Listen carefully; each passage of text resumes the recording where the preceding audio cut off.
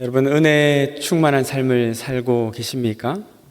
여러분의 지난 신앙 여정을 쭉 되돌아보며 내 신앙의 가장 은혜의 전성기였던 때는 언제인가 한번 떠올려 보시면 좋겠습니다.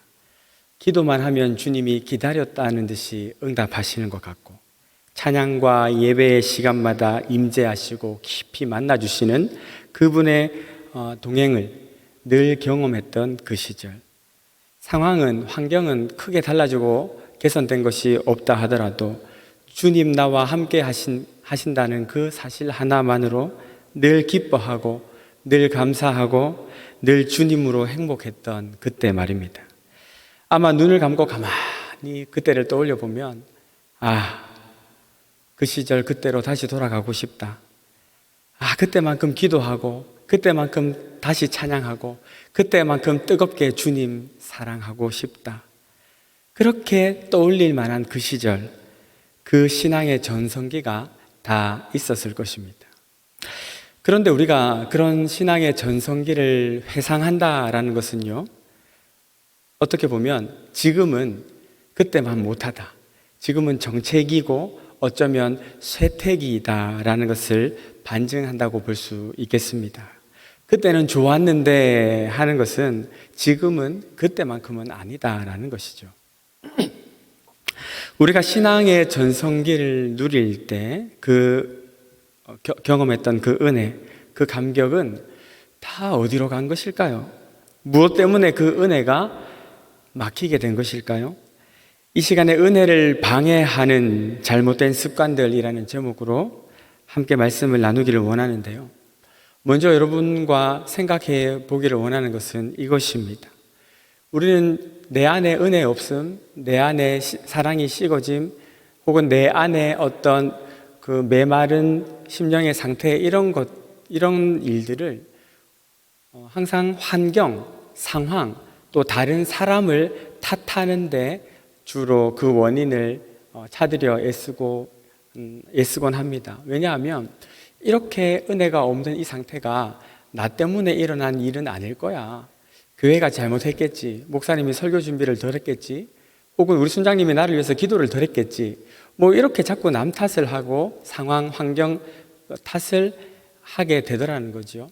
그러나 그것이 아니에요. 왜 그러냐 하면 우리가 같은 교회에서 같은 목사님께 같은 설교를 들어도 어떤 심령에는 그것이 비수처럼 꽂혀 들어오는 은혜의 말씀으로 역사하는가 반면에, 또 어떤 밭에는 그것이 떨어졌다가도 금방 말라버리거나 잠시 뿌리를 내리다가도 금방 다시 또 시들어 죽어 버리는 일들이 있기 때문입니다. 왜 그러면 그런 일들이 일어날까요? 왜 어떤 사람은 은혜 받고 믿음 생활 잘 하는 것 같은데 왜 어떤 이들에게는 그 은혜의 역사가 나타나지 않는 것일까요? 오늘 우리에게 부어주시는 은혜를 가로막는 잘못된 습관들이 무엇인가, 이것을 말씀을 통해 발견하고 내 안에도 내 속에도 동일한 이런 잘못된 습관들이 발견된다면 우리가 이 저녁 그 잘못된 습관들을 제거하고 다시 한번 믿음의 전성기를 회복하는 역사가 저와 여러분 모두에게 나타나게 되시기를 예수님의 이름으로 축원합니다. 아멘. 그런데 오늘 우리뿐만 아니라 광야 생활하던 이스라엘 백성도 그랬습니다. 오늘 본문 1절에서 4절 보니까 이렇게 이야기해요. 우리 조상들이 다 구름 아래에 있고 바다 가운데로 지나며 모세에게 속하여 다 구름과 바다에서 세례를 받고 다 같은 신령한 음식을 먹으며 다 같은 신령한 음료를 마셨다고 했습니다. 똑같은 은혜를 받았어요. 똑같이 구름 기둥, 불 기둥의 은혜를 경험했고 똑같이 홍해를 건너는 기적을 체험했어요. 똑같이 만나와 메추라기를 먹었고 똑같이 반석에서 터져 나오는 생수를 벌컥벌컥 마셨다고요. 그런데 왜 어떤 이들은 가나안의 은총을 누렸는가 반면에 어떤 이들은 광야의 목마름에 허덕여야 했던 것일까요? 그것은 바로 그들의 잘못된 습관 때문이었습니다. 오늘 이 짧은 구절 안에 광야 이스라엘이 가지고 있었던 잘못된 신앙의 습관 4가지를 여러분과 함께 살펴보기를 원하는데요. 첫 번째 그들에게 있었던 잘못된 습관은 바로 우상 숭배의 습관이었습니다. 7절입니다. 그들 가운데 어떤 사람들과 같이 너희는 우상 숭배하는 자가 되지 말라.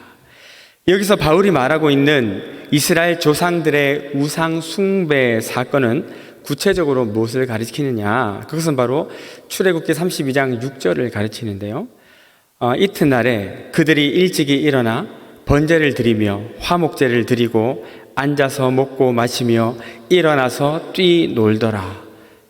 잘 아시다시피 모세가 십계명 두 돌판을 받기 위해 시내산에 올라갔을 때 산 아래서 모세를 기다리던 이스라엘 백성들이 금송아지를 만들고 그것이 우리를 애굽에서 건져낸 여호와다라고 이야기하며 금송아지를 섬기고 거기서 앉아서 먹고 서서 춤추고 했던 그 우상숭배 사건을 이야기하는 것입니다.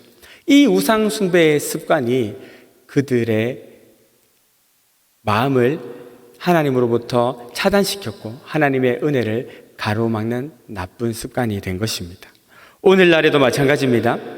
우상이 뭡니까? 하나님 이외에 주인 삼은 것, 하나님보다 더 사랑하는 것, 그거 다 우상 아닙니까? 이 우상이 하나님과 우리 사이를 갈라놓고 우리에게 예비하신 은혜를 가로막고 있는 것입니다. 나 이외에 다른 신을 두지 말라라고 말씀하신 주님은 지금도 여전히 우리에게 온전한 사랑을 요구하시며 우상을 향한 견눈질하기를 멈출 것을 요구하고 계십니다. 그렇다면 이 시대 우리의 은혜를 가로막고 방해하는 우상은 무엇일까요? 리차드 포스터의 책 제목처럼 돈, 섹스, 권력, 이것은 누구도 거부하기 힘든 강력한 이 시대의 우상입니다. 그러나 그 우상들의 중심에는 누가 있느냐? 바로 나 자신이 있습니다. 우리 시대의 6가지 우상이라는 책에서는요, 성공, 돈, 레저, 성, 권력과 함께 나 자신이라는 우상이 소개되고 있는데요. 내가 신이고 내가 기준이 되어야 한다라는 것입니다. 내가 늘 중심에 있습니다. 내가 기뻐야 되고 내가 높아져야 됩니다. 내가 위로받아야 되고 내가 잘 돼야 돼요. 내가 돈 벌어야 되고 내가 권력을 잡고 내가 쾌락을 누려야 됩니다. 다 나를 위해 더 가지고 더 누리려 하는 것들이죠. 더 심각한 것이 있습니다. 그렇게 모든 것이 자기를 중심으로 돌아가게 만드는 자기 우상 숭배는 하나님을 대하는 태도에서도 똑같은 모습을 나타내게 됩니다. 하나님도 나를 위한 하나님이 되어야 돼요. 세상과 나는 간 곳 없고 구속한 주만 보이도다. 찬양은 그렇게 하는데 구속한 주는 간 곳 없고 세상과 나만 보이는 삶을 살아가는 겁니다. 나한테 도움이 되고 나한테 유리한 하나님만 믿습니다. 나를 위한 하나님, 나의 만족과 유익을 위한 하나님의 말씀만 따라요. 성경에서 뭐라 하든 관심이 없습니다. 그저 나를 위한 예수, 나를 위한 성경 구절들만 읽고 묵상하고 되뇌일 따름입니다. 나를 아프게 하고 내 죄를 지적하며 내 연약함을 고발하는 예수 따위는 필요가 없어요. 그런 예수는 율법주의자 예수, 사랑이 없는 예수이기 때문에 거절합니다. 이것은 정말 잘못된 신앙이에요. 대부분의 은혜가 언제 주어집니까? 바로 회개와 용서의 과정에서 부어지지 않습니까? Amazing Grace, 나 같은 죄인 살리신 주 은혜 놀라와, 이 찬양이 그토록 유명하고 많은 사람들에게 감동적으로 불려지는 이유는 바로 하나님의 은혜가 나 같은 죄인 용서하시고 나 같은 죄인 살리신 그 사실을 깨달을 때 우리 가운데 주어지는 것이기 때문입니다.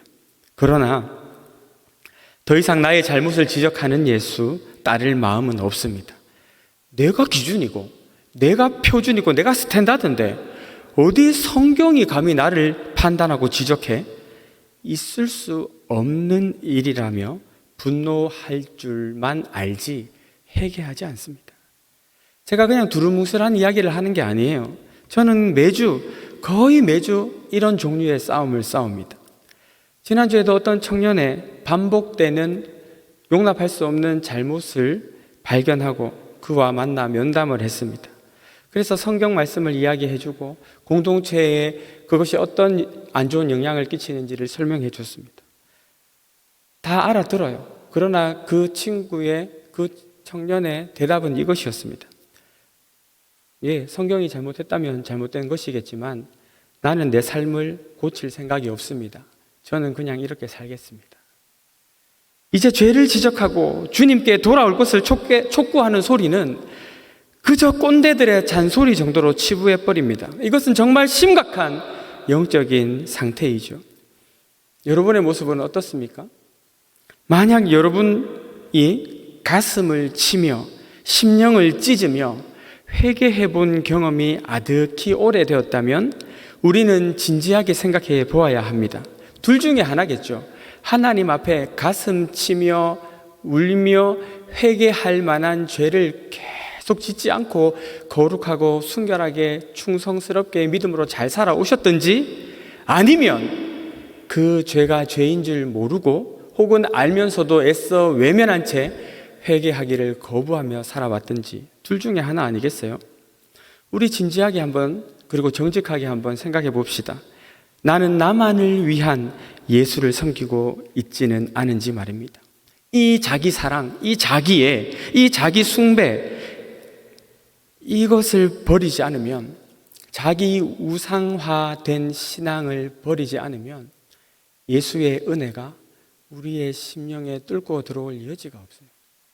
내 자신을 내려놓고 나는 날마다 죽노라 고백했던 사도 바울처럼 나 자신을 죽이고 내 안에 주만 사시게 하는 것, 나는 예수로 충만하네, 이것이 음률에 취한 흥에 겨운 고백이 아니라 우리 심령에 은혜를 사모하고 은혜에 목말라 은혜 아니면 죽을 것 같은 내 존재의 목마름으로 하나님 앞에 드려지는 고백이 되어야 할 것입니다.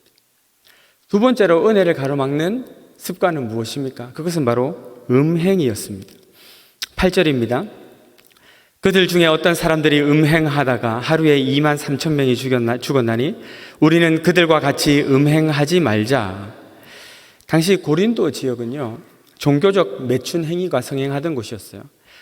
이교도들의 신전들 안에서 이런 매춘 행위가 많이 일어나가지고 고린도는 당시에 성적으로 문란한 도시로 아주 이름이 높은 지역이었습니다. 그런 도시 고린도의 한가운데 세워졌던 고린도 교회, 그들 역시 그들을 둘러싼 악하고 음란한 문화에서 자유로울 수는 없었겠지요. 그들 중에 어떤 사람들이 음행하다가 하루에 2만 3천 명이 죽었나니, 이것은 민수기 25장의 바알부올 사건을 가리킵니다. 모압 왕이 이스라엘 백성을 어떻게 하면 이렇게 망하게 할 수 있을까 생각을 하다가 얘들을 타락시키면 되겠다.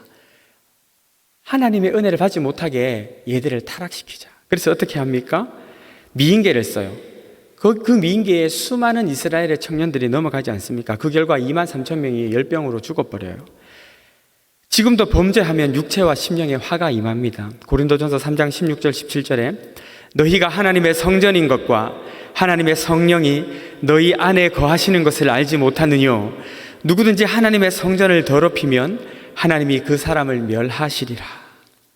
오늘 우리가 살고 있는 시대의 성적 문란함은 이미 그 도를 지나도 한참 지났어요. 그리고 이러한 시대적 상황은 교회 안에도 영향을 끼치게 됩니다. 이제 혼전순결이라든지 성적인 정결을 이야기하는 것이 교회 안에서도 고리타분하고 딱딱한 주제로 여겨지는 시대가 되었어요. 그러나 하나님은 혼인 관계를 벗어난 모든 성적 행위를 죄로 규정하셨습니다. 히브리서 13장 4절입니다. 모든 사람은 혼인을 귀히 여기고 침소를 더럽히지 않게 하라. 음행하는 자들과 간음하는 자들을 하나님이 심판하시리라. 고린도전서 7장 2절입니다. 음행의 연고로 남자마다 자기 아내를 두고 여자마다 자기 남편을 두라. 잠언 5장 18절에서 19절입니다. 내 셈으로 복되게 하라. 네가 젊어서 취한 아내를 즐거워하라. 그는 사랑스러운 암사슴 같고 아름다운 암노루 같으니 너는 그 품을 항상 족하게 여기며 그 사랑을 항상 연모하라. 내 아들아, 어찌 음녀를 연모하겠으며 어찌하여 이방 계집의 가슴을 안겠느냐. 그리고 이뿐만 아니라 혼전 성관계에 대한 영적, 육적 책임과 처벌을 또한 성경은 곳곳에서 우리에게 경고하고 있습니다. 그런데 오늘날 교회를 다니는 성도라 불리는 사람들의 관계 안에도 이런 순결이라든지 잘못된 불륜이라든지 혹은 청년들 같은 경우는 혼전 성관계 금지라든지 이런 일들을 이야기하면 이제는 그냥 스쳐 지나가는 분위기들이 점점 많이 생겨나고 있는 것 같습니다. 제가 실제로 어떤 청년들한테 이야기를 했습니다. 야, 니네가 잘 사귀고 있는데 알지? 선을 넘으면 안 돼. 그러자 그 청년이 저의 눈을 똑바로 쳐다보며 이렇게 이야기합니다. 목사님, 우리가 애들도 아니고 다 큰 어른들인데 그거는 성인들이 알아서 하는 거 아닙니까? 라고 말합니다. 아니에요. 세상이 다 그렇게 이야기해도 우리 그리스도인들은 그렇게 말하면 안 됩니다. 주님이 아니라고 하면 아닌 것이지, 언제부터 우리의 가치관과 기준과 판단이 하나님의 말씀을 능가하는 권위와 권세를 가지게 되었습니까? 무슨 권리로 내 정력과 내 욕정이 주님 말씀 순종하기보다 더 높은 자리를 차지하게 되었는가, 이 말입니다. 그래서는 안 되지요. 고린도전서 6장 18절 19절 음행을 피하라. 사람이 범하는 죄마다 몸밖에 있거니와 음행하는 자는 자기 몸에게 죄를 범하느니라. 너희 몸은 너희가 하나님께로부터 받은 바 너희 가운데 계신 성령의 전인 줄 알지 못하느냐. 너희는 너희의 것이 아니라. 데살로니가 전서 4장 3절과 4절입니다. 하나님의 뜻은 이것이니 너희의 거룩함이라. 곧 음란을 버리고 각각 거룩함과 존귀함으로 자기의 아내 취할 줄을 알고 하나님을 모르는 이방인과 같이 세욕을 쫓지 말고. 그리고 데살로니가 전서 4장 7절과 8절은 하나님이 우리를 부르심은 부정케 하심이 아니요 거룩케 하심이니 그러므로 저버리는 자는 그의 성령을 주신 하나님을 저버립니다. 음란을 버리고 거룩함으로 정상적인 부부 관계 속에서 성관계를 가져야 한다. 이방인과 같이 세욕을 쫓지 말고 욕정을 참지 못하여 다른 남편의 아내를 취하지 말라. 이 말씀을 저버리는 자는 이 말씀을 주신 하나님을 저버리는 것과 같은 것이다. 주님은 분명하게 이렇게 말씀하고 계십니다. 사랑하는 성도 여러분, 우리는 지금 엄청난 성적 문란함의 시대를 살아가고 있습니다. 굳이 여러 가지 통계들을 제시하지 않는다 하더라도 이미 여러분의 이웃이나 학교나 직장에서 보고 듣는 것들을 통해 많이 생각하고 계셨을 것입니다.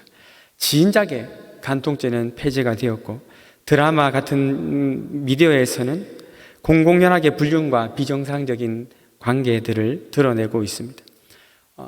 오늘 어떤 청년이 미국으로 이제 유학을 갔는데 어제 이제 만나서 이야기를 하는데 그 청년이 다니는 학교가 되게 레프트 사이드에 있는 그런 학교예요. 학교 안에 화장실도 남녀 구분이 없고 샤워실도 남녀 구분이 없어요.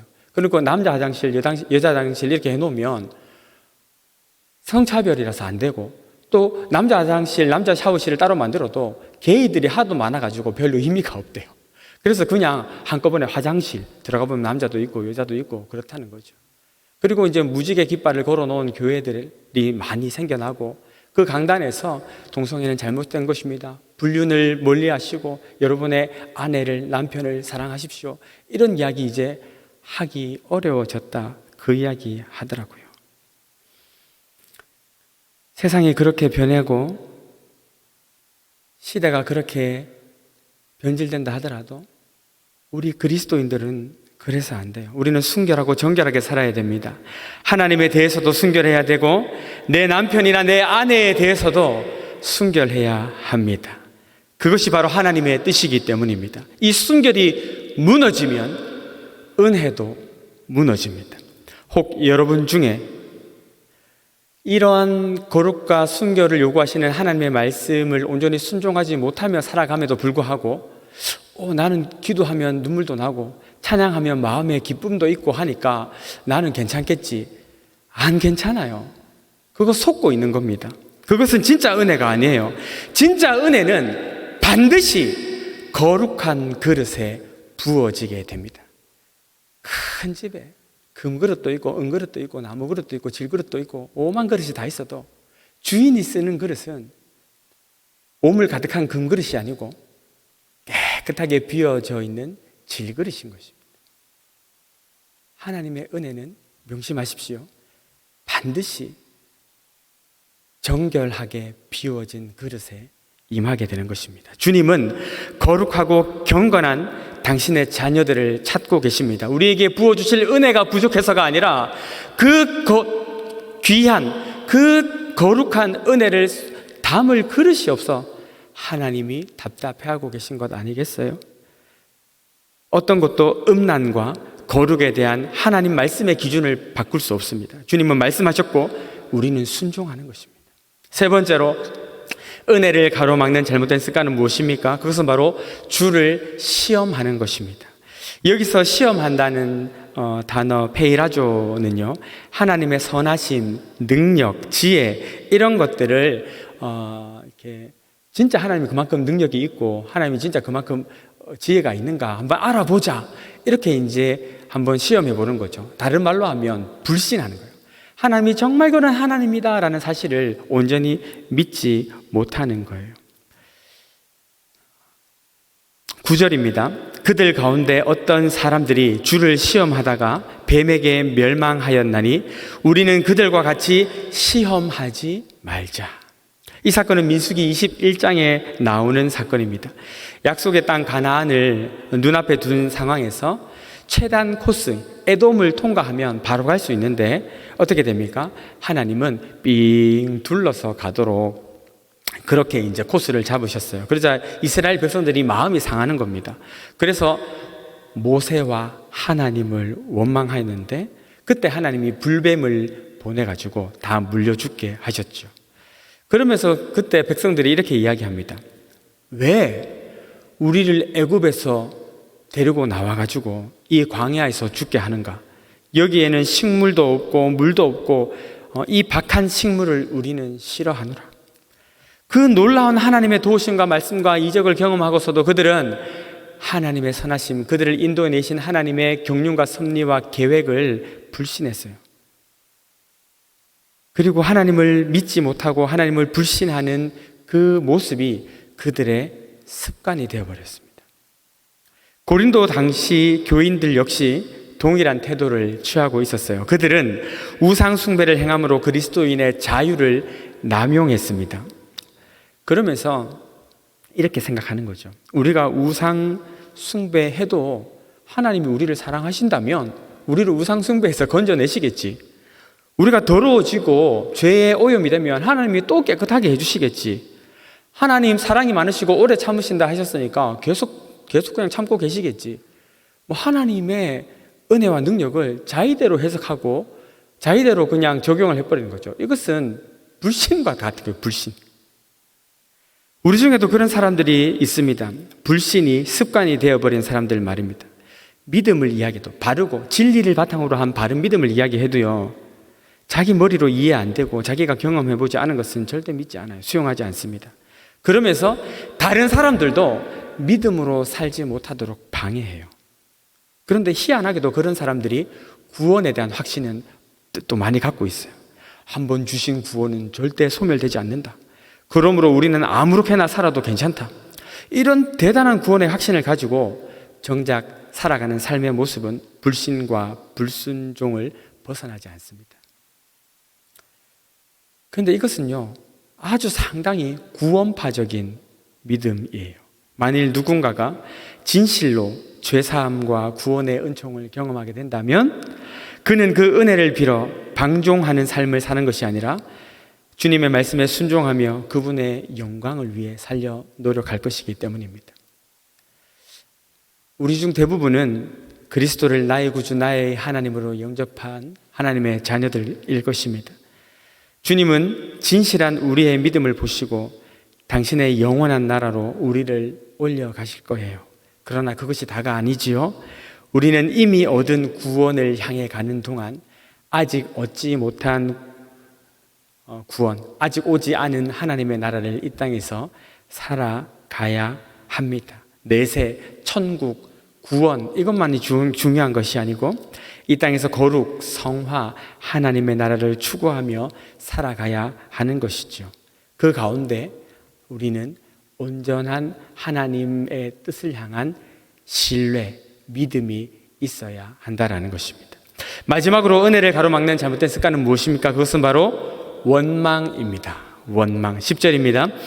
그들 가운데 어떤 사람들이 원망하다가 멸망시키는 자에게 멸망하였나니 너희는 그들과 같이 원망하지 말라 했습니다. 몇 가지 설명이 있지만 보통 이 말씀은 두 가지 정도로 해석이 됩니다. 먼저는요, 민수기 16장의 고라 사건입니다. 고라와 아비람 일당이 모세의 권위를 대적하여 일어섭니다. 그래서 땅이 입을 벌려가지고 그 고라당 당지은 사람들 그리고 그들을 추종하고 따르던 사람들 14,700명을 그 사람들을 삼켜버리고 추종하는 사람들 14,700명은 또 연병이 걸려서 죽게 됩니다. 두 번째 사건은 어떻게 해석이 되냐 하면, 두 번째로는 어떻게 해석되냐 하면 바로 가나안 12정탐꾼 사건으로 해석을 하는 경우가 있습니다. 가나안을 정탐하러 갔는데 10명은 부정적인 보고를 해요. 아, 큰일 났다. 가보니까 저 사람들 장난 아니더라. 우리가 가면 우리는 끝난다. 그냥 섣불리 나서지 말자. 이렇게 막 두려움과 공포를 확산시켜요. 오직 여호수아와 갈렙 두 사람만 긍정적인 믿음의 보고를 하지요. 아니다. 그들은 우리의 밥이다. 하나님이 우리에게 그 땅을 주실 것이다. 아무리 이야기를 해도요, 이 부정적인 보고, 원망적인 보고를 퍼뜨리는 사람들의 영향력을 당해낼 수가 없었습니다. 그리고 그 부정적인 마음으로 사람들은 다시 하나님과 모세를 원망하게 되지요. 사실 두려움이라는 마음은 다른 사람에 대한 원망으로 감정 전이가 되지 않습니까? 창세기 3장에 보면 타락 후에 벗은 것으로 인해서 두려워해가지고 아담과 하와가 수풀에 숨었을 때 하나님이 말씀하시죠. 누가 너의 벗었음을 네게 알게 하였느냐. 그러자 아담이 이야기합니다. 하나님이 내게 주셔서 함께 있게 한 여자, 그 여자가 나한테 이렇게 나무 열매를 먹으라고 했습니다. 하나님이 주신 여자 때문에 내가 죄를 지었다. 나 때문 아니다. 여자를 원망하고 하나님을 원망합니다. 저는 만약 그때 아담아 너 어디 있느냐? 너 왜 선악과 따먹었냐? 했을 때 바짝 엎드려가지고 괜히 따먹게 했던 여자를 원망할 것이 아니고 하나님 앞에 바짝 엎드려가지고 하나님 죄송합니다. 제가 큰 실수를 했습니다. 용서해 주십시오. 그랬으면 스토리가 어떻게 또 전개가 됐을까? 그런 거를 한번 생각해 본 적이 있습니다. 사랑하는 여러분, 우리가 이 공중 권세 잡은 자가 자신의 힘과 권세로 할 수 있으면 믿는 자들까지라도 우는 사자처럼 삼키려고 하는 이 시대를 살아가는 동안 왜 원망할 일, 불평할 일을 안 만나겠어요? 그럴 일들이 많이 있지요. 그런데 우리에게 필요한 것은 그 원망의 상황을 어떻게 해결할 것인가가 아니라 이 원망을 내가 어떻게 잘 헤쳐나가고 어떻게 바라볼 것인가 하는 것 아니겠어요? 주님은 말씀하십니다. 원망하지 마라. 원망하지 마라. 왜 그렇습니까? 원망은 믿지 못하기 때문이요, 사랑하지 못하기 때문입니다. 제가 오늘도 어떤 청년에게 또 전화를 받아서 이 청년이 다른 청년한테 안 좋은 소리를 들은 것 때문에 너무 막 원망하는 마음이 많은 거예요. 그래서 목사님 제가 어떻게 할까요? 한번 대적을 해야 됩니까? 어떻게 해야 됩니까? 그래, 원망하지 말고 피해라. 피하면 된다. 우리는 언제든지 원망할 만한 상황을 만나지만 주님이 그것을 모르고 우리한테 원망하지 말라 하신 게 아니에요. 나도 다 안다. 그러나 원망하지 마라. 나의 허락이 없이 네 앞에 닥쳐지는 일이라는 것은 존재하지 않는다. 하나님은 그 상황 가운데서 우리의 믿음을 보시고 그 그 순간에도 감사를 놓치지 않고 하나님의 선하심을 바라볼 수 있는가? 그것을 체크하고 계시다라는 것이죠. 하지만 우리가 원망으로 우리 마음의 그릇을 채워놓으면요, 그 가득 찬 원망 때문에 우리의 그릇에 주님의 은혜가 들어오지를 못하는 것입니다. 말씀을 정리합니다. 오늘 우리는 왜 은혜에서 멀어진 삶을 살게 되었을까요? 오늘 본문을 통해 4가지 잘못된 습관이 있기 때문이라는 것을 알게 되었습니다. 이제 어떻게 해야 되겠습니까? 11절입니다. 그들에게 일어난 이런 일은 본보기가 되고 또한 말세를 만난 우리를 깨우치기 위하여 기록되었느니라. 우리 정신을 반짝 차리고 깨우치기 위해 기록된 이 말씀을 들었으니 잘 깨우쳐서 내 안에 혹이라도 잘못된 신앙의 습관들, 은혜를 가로막는 잘못된 영적 태도들이 있다면 다 내어버릴 수 있게 되기를 바라고, 나아가 좋은 신앙의 습관들을 가질 수 있게 되기를 바라요. 그리하여 침체의 자리를 털고 일어나서 제2, 제3의 영적 전성기를 회복하는 저와 여러분 모두가 되실 수 있기를 예수님의 이름으로 축복합니다.